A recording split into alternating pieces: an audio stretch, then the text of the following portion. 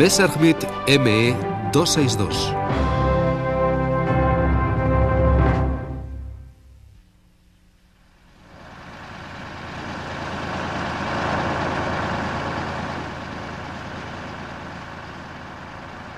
El Messerschmitt ME-262 marcó el comienzo de una nueva era y revolucionó la aviación. Si hubiera llegado tan solo un año antes, quizá podría haber alterado el resultado de la Segunda Guerra Mundial y por consiguiente la estructura de la Europa actual.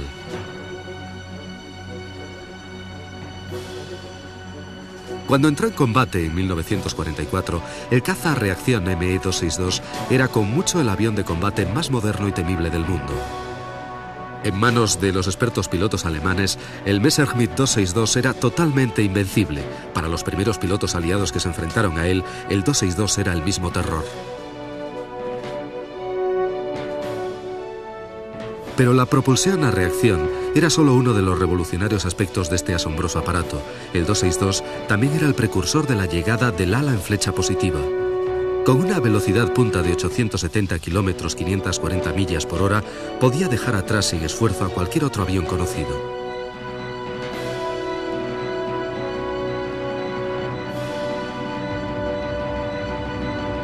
Este 262, minuciosamente restaurado del Museo Aeroespacial Cosford de la RAF, fue uno de los muchos capturados cuando los aliados avanzaron por Europa. Algunos de los adelantos introducidos en él allanaron el camino de una nueva era, la de la aviación a reacción.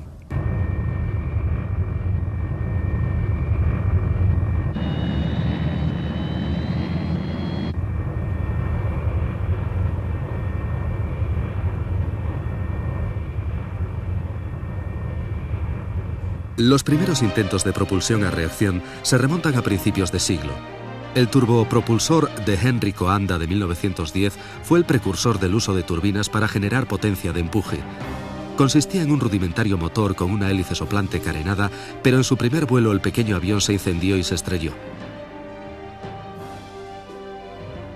Después de la Primera Guerra Mundial, los turboalimentadores, como la unidad Moss de este biplano Packard, aumentaban la potencia de los motores a pistón, lo que produjo una rápida serie de nuevos récords mundiales de altitud que los libros de récords apenas daban abasto en recoger.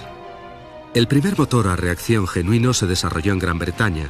Frustrado tras años de indiferencia gubernamental, Frank Whitney, un expiloto de la RAF, empezó con éxito el prototipo del motor a reacción W1X el 12 de abril de 1937, que silenciosamente avanzaba a una nueva era.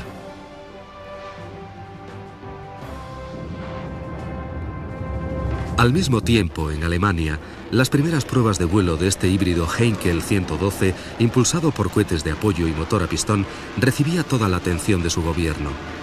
El régimen nazi estaba impaciente por ver nuevos sistemas de propulsión en la práctica.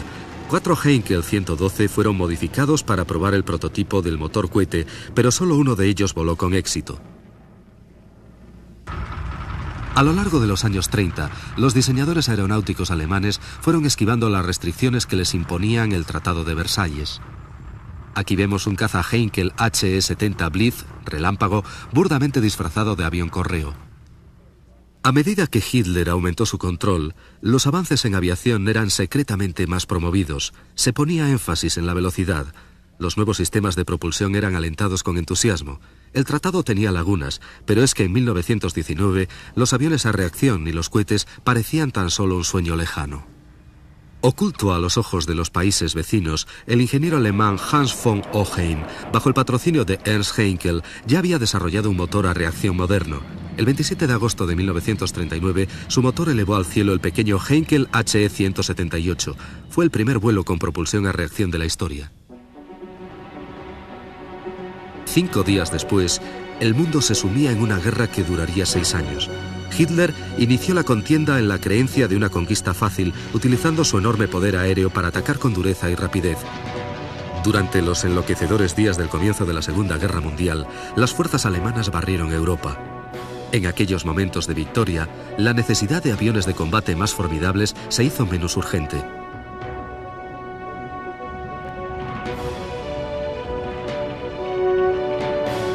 A los ojos del Führer, nada podía detener el aplastante poder de la Luftwaffe. Las tropas del Reich entraban en París. Europa había sucumbido ante la voracidad nazi. No parecía haber necesidad de aviones más rápidos ni mejores.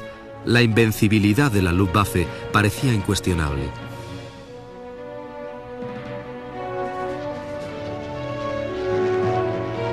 Pero los vientos de victoria empezaron a cambiar en lo que se llamó la Batalla de Inglaterra. Los pilotos alemanes y británicos se enzarzaron en una lucha mortal sobre los cielos de la isla y a finales de 1941 la suerte había cambiado. El orgullo de Alemania se estrelló en pedazos contra la fortaleza británica. Alemania pedía a gritos un nuevo avión, más potente, más rápido, y las miradas se dirigieron hacia las prometedoras posibilidades de la reacción a chorro. El primer bimotor a reacción del mundo con éxito, diseñado específicamente como caza, fue el Heinkel HE-280. La pasión de Ernst Heinkel por los aviones de altas prestaciones había creado una larga lista de números 1 en este apasionante nuevo campo.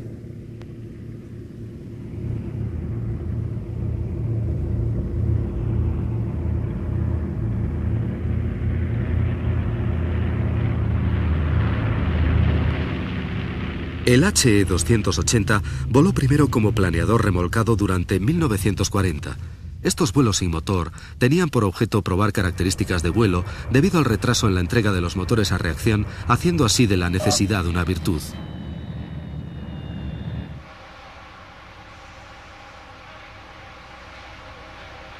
Durante la Segunda Guerra Mundial, la Luftwaffe siempre hizo hincapié en un mantenimiento fácil, y en este Heinkel HE-280 tampoco había problema.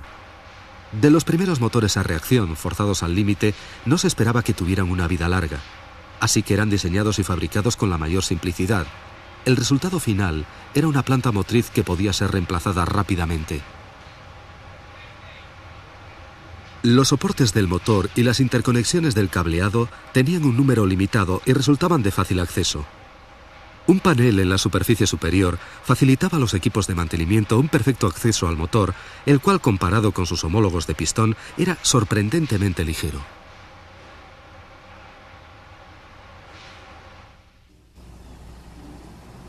Este Heinkel presentaba una terminación superior, una aerodinámica sumamente refinada y robusta construcción. Cuando los motores del 280 funcionaban adecuadamente, era una delicia volarlo. Como a la mayoría de los primeros aviones a reacción, le faltaba potencia y su radio de acción era notoriamente corto. Voló por primera vez con dichos motores el 2 de abril de 1941. El Heinkel 280 era por aquel entonces el avión más sofisticado y avanzado del mundo.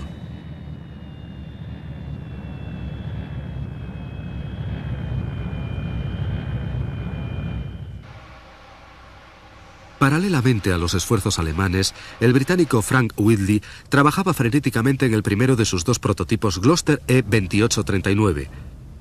Era un avión de investigación que puso a prueba las teorías aliadas sobre la propulsión a reacción. De simple construcción, la célula fue diseñada para acomodar los motores a reacción de Whitley. En mayo de 1941, el Gloster realizó su primer vuelo como avión a reacción aliado.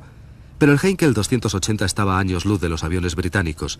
En una prueba de rapidez en vuelo, dejó totalmente atrás al mejor caza de hélice de la Luftwaffe. Pero pese a sus innovaciones como el asiento expulsable, problemas con el rendimiento y la autonomía, agravados por la política oficial en contra de Heinkel, cercenaron todas las posibilidades del 280 de convertirse en el primer caza a reacción operacional del mundo. Ese honor se lo llevaría otro. El Messerschmitt Me-262 carecía de la sofisticación del Heinkel, pero su figura era impactante, con sus finos planos en flecha positiva, bajo los que colgaban sus dos motores Jumo 004B de flujo axial y 900 kilogramos de empuje unitario construidos por Junkers. Su forma de tiburón resultaba de letal elegancia. Los 4 primeros prototipos fueron construidos con la rueda en la cola y el afilado morro apuntando al cielo. Era el tipo de avión que, aun estando inmóvil, daba la sensación de muy rápido. Messerschmitt había construido el fuselaje para que resultara robusto y seguro en acción. Al igual que el Heinkel 280, este Messerschmitt fue diseñado para un mantenimiento fácil, algo imprescindible en aviones destinados a operar desde aeródromos primitivos y bajo condiciones de combate. Los motores Junkers podían ser reparados o reemplazados sin ningún equipo especial. El sistema eléctrico y el de combustible eran muy accesibles a través de unos paneles situados en el fuselaje. El 262 era una perfecta mezcla de sofisticación, tecnología punta y diseño simple. Los motores no llegaron a tiempo a los primeros vuelos de prueba, por lo que en su lugar se utilizó un motor a pistón de 700 caballos colocado en el morro. Finalmente, en julio de 1942, el tercer prototipo de 262 con los largamente esperados motores Jumo estaba listo para volar. El primer vuelo con éxito del ME-262 con motores a reacción fue el 18 de julio de 1942. Los motores fueron considerados aptos para el vuelo y con el piloto civil Fritz Wendel a los mandos, el aparato fue el primero de su clase en surcar los aires. Durante la carrera de despegue, la cola no conseguía elevarse, así que el piloto de pruebas improvisó una técnica nueva. Tal y como contaba más tarde Wendel, toqué de inmediato los frenos, la cola se levantó y los timones de profundidad empezaron a funcionar. Los turborreactores marchaban como un reloj y fue un completo placer volar el nuevo aparato. Sin embargo, el vuelo tuvo algún incidente. Justo al aterrizar, el combustible que se había acumulado en la góndola del motor izquierdo se incendió, pero los daños fueron tan superficiales que el avión volvió a volar más tarde aquel mismo día.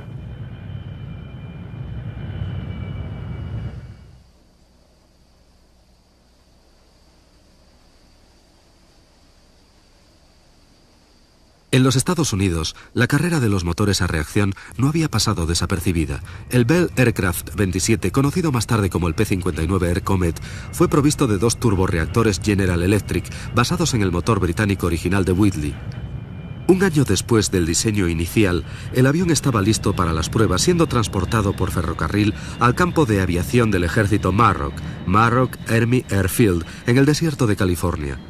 El 1 de octubre de 1942, con el piloto de pruebas Bob Stanley a los mandos, el XP-59 despegó en lo que fue el primer vuelo a reacción de un avión norteamericano. Desgraciadamente sus prestaciones no eran mucho mejores que las de los aviones a pistón del momento, pero a pesar de ello empezó la producción limitada del Air Comet y Bell llegó a fabricar más de 60 Air Comet. La aviación a reacción había llegado a América.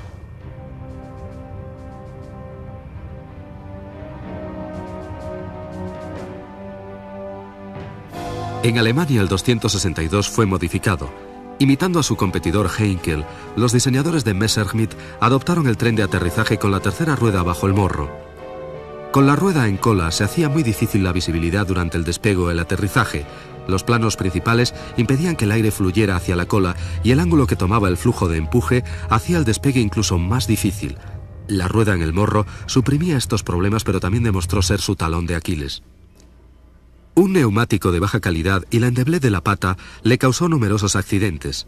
De hecho, era tan débil que incluso un ligero impacto podría tener un catastrófico resultado. El tren de aterrizaje se plegaba y desplegaba hidráulicamente, aunque en los primeros 262 el tren principal era desplegado por gravedad. Para plegarlo el piloto hacía un movimiento lateral de guiñada y el aire lo cerraba. En muchos aspectos, el golondrina, Swallow, tal como se le conoció, fue una maravilla de la ingeniería alemana. Construido con facilidad por obreros relativamente poco expertos, fue un avión simple y a la vez ingenioso. Su fuselaje, a base de componentes independientes, se ensamblaba con facilidad y rapidez. Cada componente se podía separar de los planos y repararse o cambiarse en tierra sin dificultad. El morro, que contenía el tren de aterrizaje anterior y el sistema de armas del avión, también se podía desmontar individualmente como una sola pieza.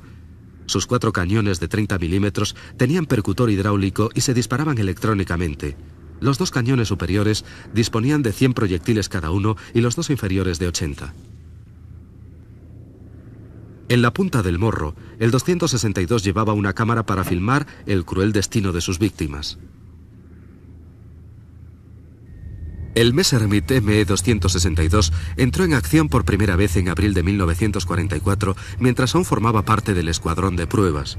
5 meses más tarde, dicho escuadrón cambió el nombre por el de Comando Novotny y fue el primer grupo de cazas a reacción operacional del mundo, siendo denominado así en honor del as del aire mayor Walter Novotny, y entró en combate el 3 de octubre de 1944. 5 días después, su primer avión fue derribado cuando un confiado piloto alemán fue sorprendido por un Mustang P-51 americano. Una vez en tierra, se colocaba una malla de alambre sobre la tobera de admisión del motor para prevenir que pudiera ingerir cuerpos extraños. Los pilotos de hélice encontraban el tradicional stick de un solo brazo con el disparador de las ametralladoras en su extremo, cómodo y tranquilizador. El personal de mantenimiento siempre revisaba el doble interruptor de seguridad de las ametralladoras. El ME-262 llevaba una combinación mortal de armamento. Las medidas de seguridad eran cruciales en tierra. Con montones de explosivos de gran poder y el volátil combustible de los aviones compartiendo el mismo entorno, los aeródromos eran un lugar peligroso de trabajo. Aquí vemos cómo un piloto indica al camión de combustible que se aparte de la línea de fuego de los cañones del 262. No es un buen sitio para aparcar.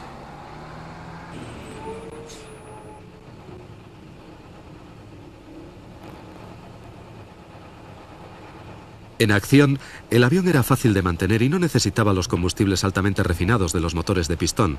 En su lugar, repostaban simplemente con J2, una preparación especial de gasoil. Los 4 tanques de combustible del avión tenían una capacidad de 2.475 litros del preciado líquido. El 262 estaba ciertamente bien diseñado para una rápida vuelta al combate. En las últimas etapas de la guerra, algunos pilotos norteamericanos tuvieron la misión de volar 262 capturados fuera de Alemania. Bob Strobel encontraba impresionante la facilidad de mantenimiento. Una de las cosas que resultan claves en combate es mantener el máximo número de aviones operativos. Para conseguirlo, a menudo, teníamos que cambiarles los motores. Bien, pues cambiar un motor a un Thunderbolt te llevaba por lo menos 2 o 3 días completos de trabajo, incluso bajo las mejores condiciones. Y sin embargo, en cambiárselo a un Messerschmitt ME-262 se tardaban 30 minutos. Cada motor a reacción tenía un pequeño motor de arranque interno de 10 caballos que funcionaba con carburante de 2 tiempos. Este pequeño motor independizaba el avión de engorrosas unidades auxiliares de arranque. El motor de arranque estaba ubicado en la parte delantera de la tobera de admisión del motor. Cada uno de los motores de arranque podía ser puesto en marcha eléctricamente desde la cabina del piloto o, si fallaba, manualmente por medio de un tirador en forma de D y un cable colocado en la punta de la carcasa, un sistema similar a los cortacésped actuales. Antes de arrancar los motores, el personal de tierra llevaba a cabo una minuciosa rutina. Inspeccionaba la tobera de admisión en busca de residuos, comprobaba la sección del compresor, la turbina y los álabes del estator. Después la tobera de escape y su aguja. Delante de la aguja de la tobera está la turbina de eyección, que también era revisada detenidamente. Cualquier tipo de desperfecto en estos delicados elementos requería su inmediata reparación.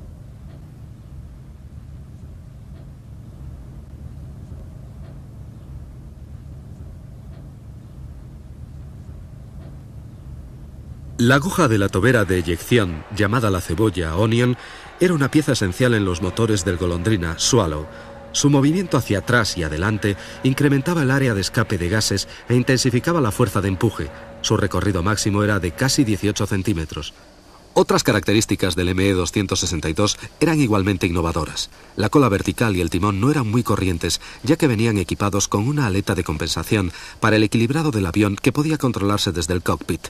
Un pequeño indicador mecánico mostraba al piloto en cada momento la posición de esta aleta de centrado.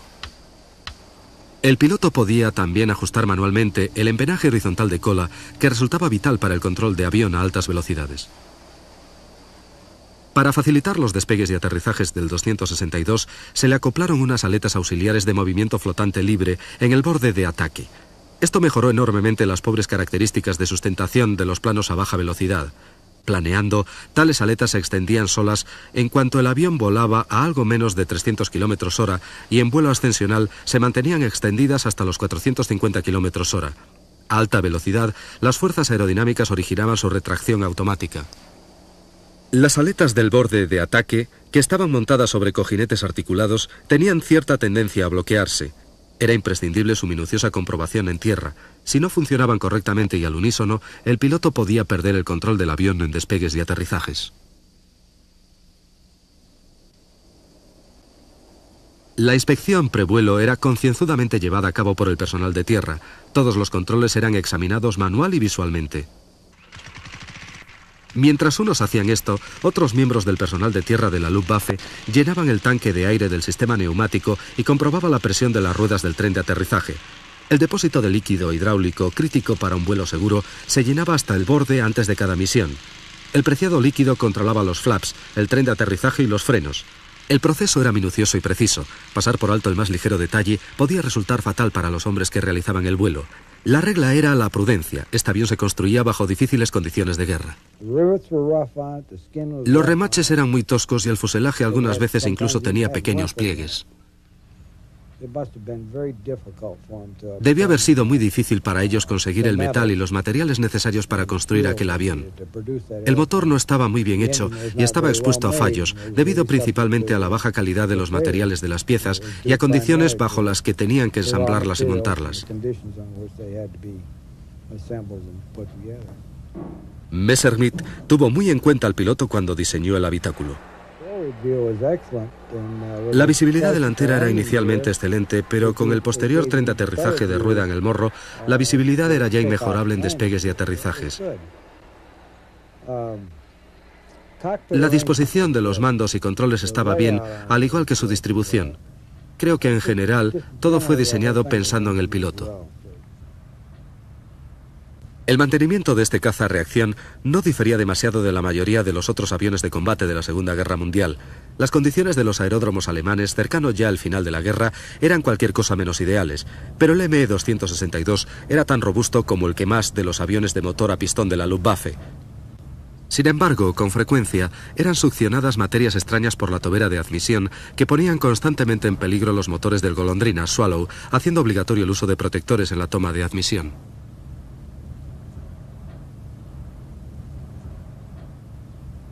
Para mover el avión dentro del aeródromo se utilizaba una barra de remolque sobre la rueda de proa, pero dada su fragilidad, se enganchaban también unos cables adicionales sobre las patas del tren principal que repartían el esfuerzo y reducían la tensión sobre la delicada estructura del tren delantero.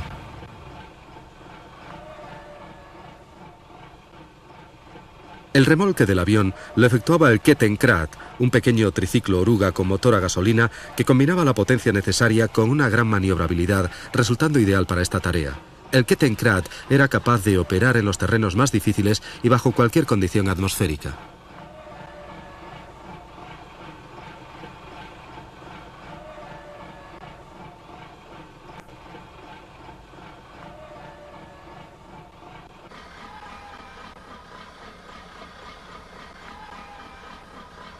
Como una de las posesiones más valiosas de la Luftwaffe, el ME-262 a menudo disponía del lujo de cobijarse bajo revestimientos y camuflaje.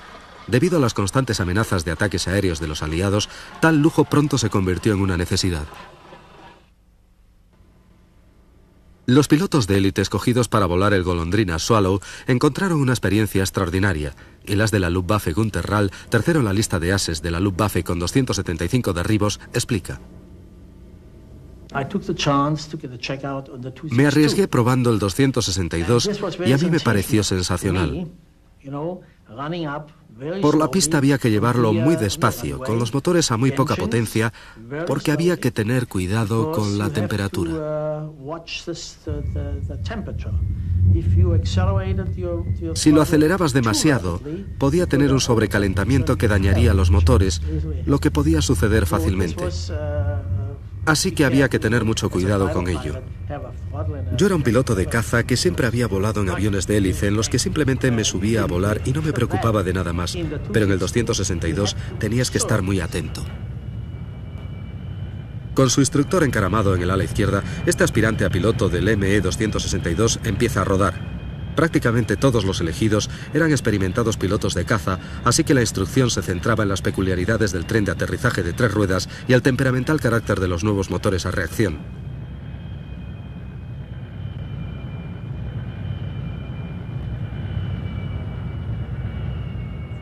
La palanca de gases del Golondrina tenía sus trucos y debía accionarse con sumo cuidado, especialmente en el encendido de los motores. Poner los motores en marcha era un complejo proceso. Primero, el pequeño motor de encendido Riedel de 2 tiempos empezaba a empujar y la turbina principal ronroneaba. Una vez se alcanzaban de 800 a 1000 revoluciones por minuto, el sistema eléctrico de ignición se ponía en marcha. A 2000 revoluciones por minuto se desconectaba el motor de encendido y a las 3000 la palanca de gases se situaba al mínimo.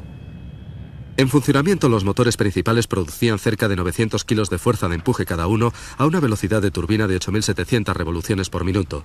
Las versiones biplaza de entrenamiento del ME-262 no estuvieron disponibles hasta bien entrada la guerra, por lo que los pilotos del 262 debían realizar su primer vuelo en solitario, una perspectiva preocupante incluso para los más aguerridos.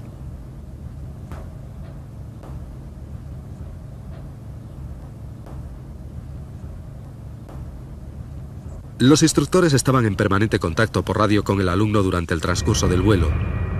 Las enormes prestaciones del avión no dejaban nunca de asombrar a los pilotos de la Luftwaffe. Su velocidad, que llegaba a los 870 kilómetros, dejaba pasmado a hombres que nunca antes habían volado tan rápido, incluso durante los más violentos picados. Pero por otro lado, la lenta respuesta al acelerador de estos primeros motores a reacción originó problemas, especialmente durante el aterrizaje y despegue. Mientras que los aviones de hélices reaccionaban rápido a un movimiento de la palanca de gases, en los de reacción el piloto debía calcular con antelación. Una vez en el aire, resultaba un avión muy pesado hasta que ganabas velocidad.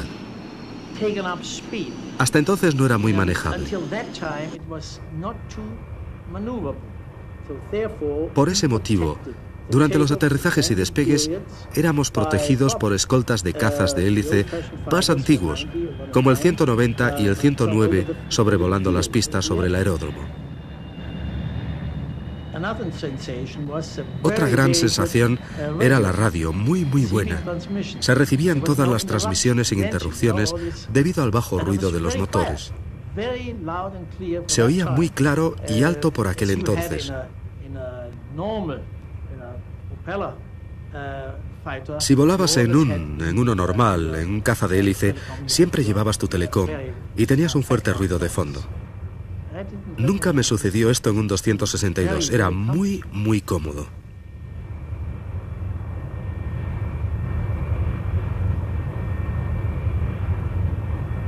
A los pilotos alemanes la velocidad del 262 les embriagaba. A 870 km/h todos quedaban fuertemente impresionados con el avión. En aquellos momentos el récord de velocidad en aparatos de hélice era de 752 km/h. El Golondrina de la Luftwaffe rompía esa marca cada vez que volaba. Por fin tenían el avión con el que soñaban que la Luftwaffe pudiera cambiar el curso de la guerra. Superados con mucho por los aliados en número de aviones y con ciudades en ruinas, Alemania esperaba que esta nueva tecnología podría reconquistar los cielos y salvar el Reich de la destrucción.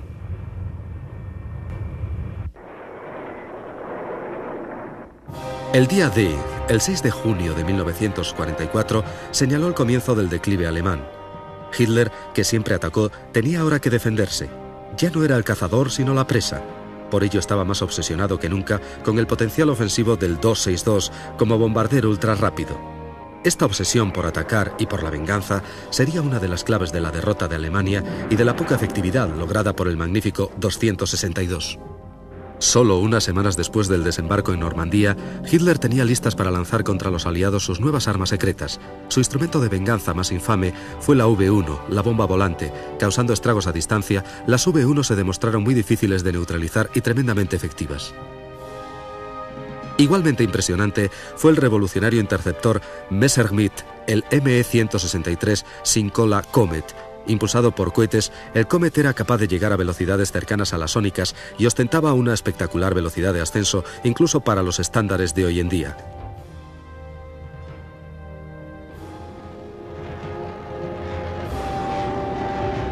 El famoso piloto de Comet, Rudi Opitz, reflexiona sobre la insistencia de Hitler en la manera de utilizar los ME-262. A los aviones normales de hélice ya no les era posible alcanzar Inglaterra porque los británicos tenían un cuerpo de caza sobrevolando constantemente las islas y podían interceptar cualquier cosa, no desde tierra, sino desde el aire, y por eso los bombarderos no podían llegar hasta allí, ya que era demasiado costoso.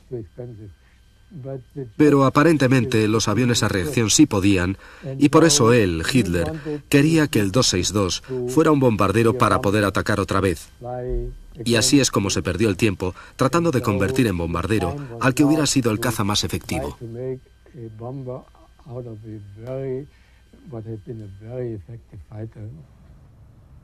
El renombrado as de la Luftwaffe, Adolf Galland, fue un ardiente defensor del ME-262 como caza. Describía que volar en él era como si un ángel lo empujara. Galland sabía que el 262 estaba una generación por delante de cualquier otro caza existente. Propuso a Göring que la producción debería concentrarse solamente en el Focke-Wulf 190 y en los 262. Ningún otro avión, dijo, era tan esencial para la defensa de Alemania. Sin embargo, Hitler insistió fanáticamente en que el 262 fuera utilizado ofensivamente como un bombardero ligero antes que el caza defensivo necesitado con desesperación.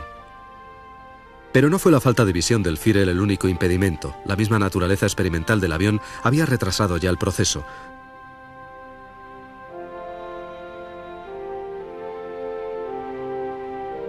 Los continuos ataques de los bombarderos aliados y las victorias terrestres de los aliados habían decidido ya el destino del Reich. La tremenda destrucción causada por los bombardeos ininterrumpidos las 24 horas del día cobró su peaje. Aparte de la insistencia ciega de Hitler en transformar el 262, el avión probablemente no hubiera entrado en servicio mucho antes de lo que lo hizo. Y para entonces, cualquier oportunidad de cambiar la suerte de la guerra aérea ya había pasado. La industria alemana había sido forzada al máximo y el pueblo alemán vivía en un infierno de escombros y noches en vela.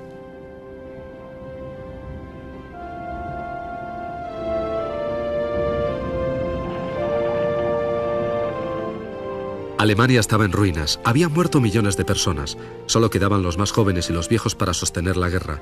A finales de 1944, la derrota era inevitable. La mayoría simplemente aspiraba a sobrevivir hasta que cesaran los bombardeos.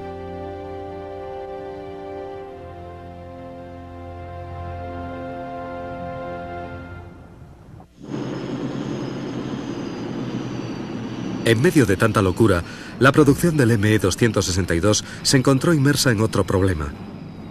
La competencia se había presentado en forma del arado AR-234, un bombardero de ataque de corto alcance y avión de reconocimiento. El 234 era un conglomerado de parte de la tecnología más avanzada del mundo. Propulsado por los mismos motores Jumo 004, el 234 era un consumidor voraz y pronto dejó secas las ya mermadas existencias de estos motores a reacción. Se hicieron algunos esfuerzos para liberar los suministros de reactores Jumo, adaptando 4 motores BMW al arado. Irónicamente, este avión de reconocimiento se adaptaba mucho más a la idea de Hitler de bombardeo relámpago. Los problemas logísticos del 262 se convirtieron en una pesadilla. La insistencia de Hitler en convertir un caza en bombardero solo agravó el problema.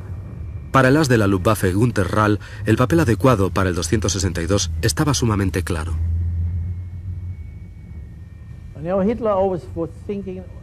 Hitler pensaba siempre en términos de ofensiva, solo quería atacar. Y este era el problema con el 262. Quería convertirlo en un bombardero puro, sin electrónica, que simplemente lanzara sus bombas y que el enemigo notara su impacto. Y eso era una estupidez, pero él solo pensaba en atacar. Adolf Galland le dijo, no, tenemos que fabricar cazas, cazas, cazas. Y muy pronto el tiempo le dio la razón. Galland llegó a enfrentarse seriamente con Goering, y Goering le culpó a él y a la aviación de caza del gran éxito de la octava Fuerza Aérea y de los bombardeos nocturnos británicos, y Galland decidió dimitir y tomar simplemente el mando del ala 44. Cuando Hitler le preguntó por qué lo hacía, respondió que con el ala 44 deseaba demostrar que el 262 era un caza, y así lo hizo. En abril de 1944, los primeros aviones fueron puestos en servicio en Lechfeld. El siguiente octubre, esta unidad, llamada entonces Comando Novotny, fue equipada con algunos de los 30 nuevos cazas a reacción. Poco después de haber entrado en combate, el Golondrina Swallow derramó sangre por primera vez. En junio de 1944, 2 Lockheed Linings y un de Havilland Mosquito cayeron víctimas de las ametralladoras del 262. No obstante, otro Mosquito sobrevivió, volviendo a Inglaterra con las evidencias fotográficas del nuevo caza. Aunque rezagado, el nuevo Gloster Meteor británico tenía una disposición parecida al 262, pero era mucho menos sofisticado. Propulsado en varios momentos por una variedad de motores Rolls-Royce, solo entró en acción limitada el último año de la guerra, con efectividad prácticamente nula. En julio de 1944 realizó sus primeras intercepciones de bombas volantes V1, apuntándose el primer derribo de una de ellas el 27 de julio.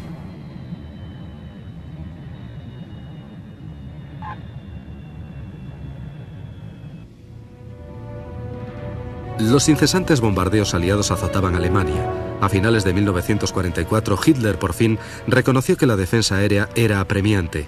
Mientras, todo tipo de historias sobre un supercaza alemán corrían por las filas aliadas. El 262 caía sobre las formaciones de bombarderos a una velocidad jamás vista y era superior a cualquier caza aliado sin excepción. Era incluso más rápido que las torretas ametralladas de los bombarderos aliados. Cuando lo volaba un piloto experimentado era sencillamente invencible, pero la suerte de Alemania ya estaba escrita. Era un hecho claro de que íbamos a perder la guerra sin ninguna duda. El que los otros tuvieran mejores aviones, mejores cazas o mejor protección era solo una cuestión de tiempo. Pero lo referente a la situación aérea podía haber cambiado considerablemente si los 262 hubieran sido fabricados en masa. La situación de los bombarderos americanos hubiera variado sin lugar a dudas.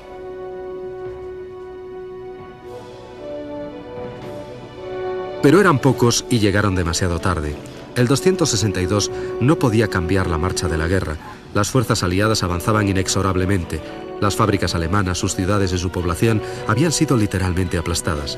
En acto final de la tragedia, los pilotos de la Luftwaffe, agotados y sin combustible, incendiaban sus propios aviones para no dejar nada útil a los vencedores.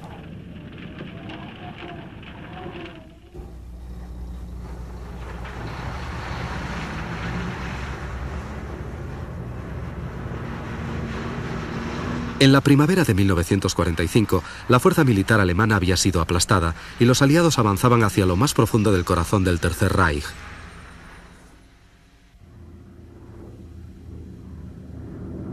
Los bombarderos y cazas aliados podían volar prácticamente sin peligro sobre el suelo de Alemania.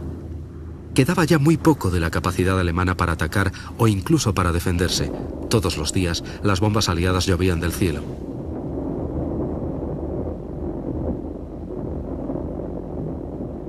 La destrucción fue total. Lo que fue una vez el corazón industrial alemán quedó reducido a escombros.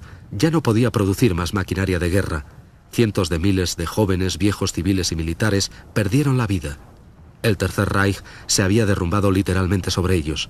Al final de la guerra, más de 7 millones de alemanes habían muerto. A medida que las fuerzas aliadas penetraban más en el interior, descubrían nuevas e interesantes tecnologías escondidas por toda Alemania. Equipos de recuperación de tecnología como el Watson Wizards, los genios de Watson, rastreaban a Alemania sobre un viejo C-47, capturando cualquier cosa significativa. El general Watson explica: podíamos aterrizar casi en cualquier sitio y teníamos que hacerlo en muchas ocasiones. Tomar tierra en campos de trigo y dormir bajo los planos, desayunar bajo los planos y despegar al día siguiente para ir a otro lugar para examinar algo. Los aviones alemanes tenían un interés especial en la llamada Operación Lasty, que era su nombre en clave. Watson envió a Bob Strobel para que se ocupase de los ME-262. Me dijo: ve a Lichfield y encárgate del grupo de allí. Entrena a los pilotos para que vuelen los ME-262. Entrena a los jefes de personal de tierra para su mantenimiento y tráelos a Cherburgo. Me dejó con la boca abierta y cuando iba a preguntarle, bueno, pero qué sé yo sobre... ya se había ido. Así fue mi debut en la Operación Lasty.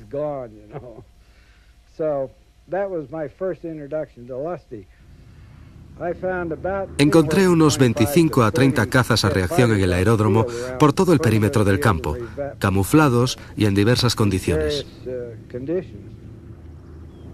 Los equipos norteamericanos trabajaron deprisa con la urgencia añadida del avance de las fuerzas soviéticas. Los alemanes capturados colaboraron para poner los 262 en estado de vuelo. Trabajamos con aquella gente y no encontramos ninguna animosidad entre ellos. Aparentemente estaban muy orgullosos del avión que habían tenido. Querían agradarnos y parecían consentir. Eran amables trabajando con nosotros y al finalizar decían que iban a intentar sacar estos aviones de aquí. Gran Bretaña también tenía prisa en explotar la nueva tecnología. El capitán Eric Brown voló los 262 para probarlos. Mucha de la tecnología de sus motores y de su armamento demostró ser sumamente avanzada.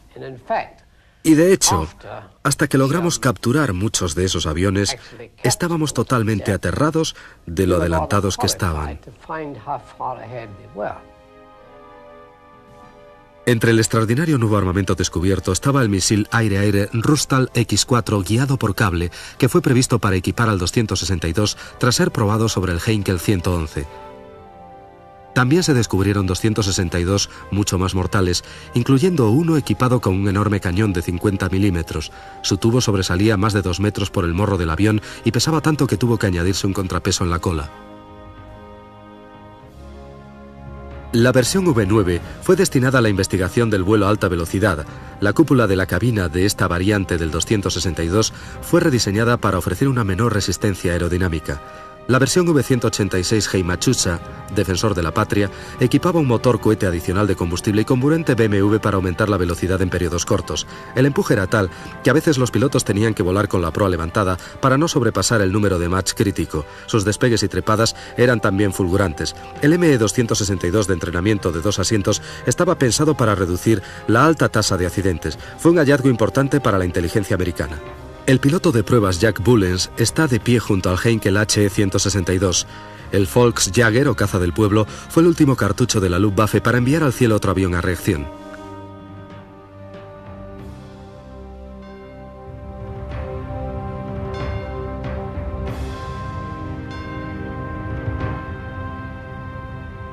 Debido a su fabricación en gran número, los aliados recuperaron más ME-262 que cualquier otro avión a reacción alemán.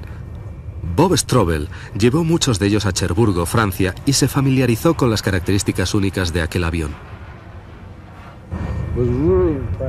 Estábamos sinceramente impresionados con su enorme velocidad y la facilidad con la que la cogía, el silencio de sus motores, la ausencia de vibraciones. Estaba estupefacto por los 600 y pico, 700 kilómetros por hora que cogíamos sin hacer nada especial, tan solo dando ligeros toques al acelerador. Cherburgo, en la costa francesa, era el punto de almacenamiento de los aviones capturados a la Luftwaffe y un lugar muy concurrido al final de la guerra. Tras llegar allí por sus propios medios, los aviones eran cargados en el barco de guerra británico Repair para emprender travesía hacia los Estados Unidos. Todos los aviones eran impregnados para protegerlos del aire salobre.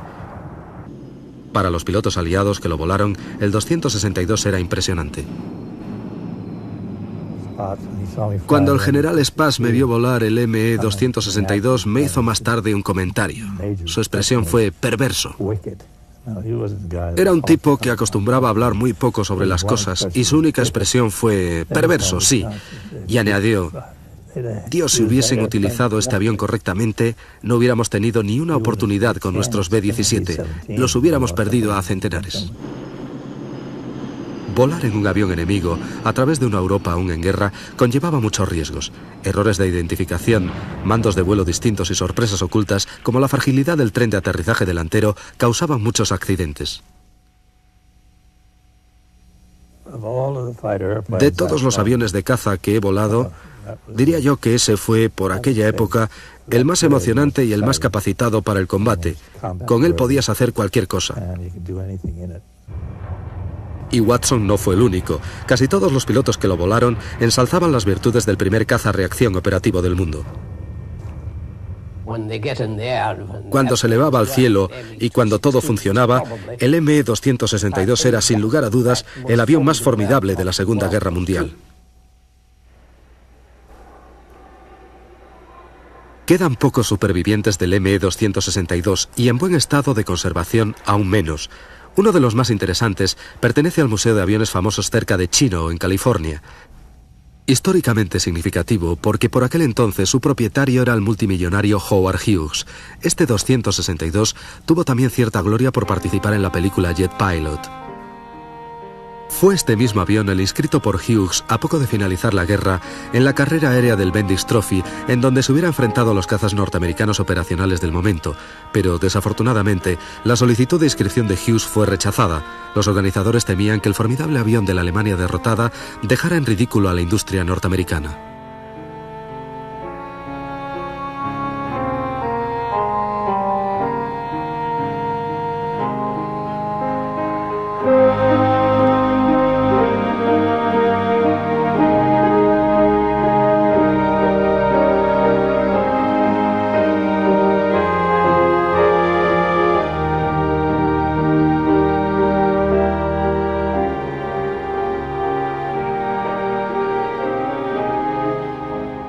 Así, El 262 de Hughes nunca llegó a medirse con el caza transónico F-86 Sabre Jet, fabricado por North American, en aquel entonces lo más avanzado de la época.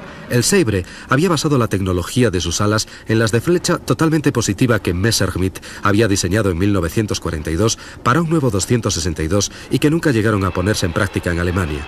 Sin embargo, los planes de aquel diseño innovador se hicieron realidad en Estados Unidos, convirtiendo lo que probablemente hubiera sido un mediocre interceptor a reacción en un verdadero y gran avión transónico. Nacido durante los peores momentos de la tragedia alemana, el Messerschmitt 262 fue el logro supremo de la Luftwaffe y con mucho el mejor avión de su tiempo, y aunque nacido de la agresión, el 262 será siempre recordado como el que abrió el camino definitivo de una nueva era de la aviación, la propulsión a reacción.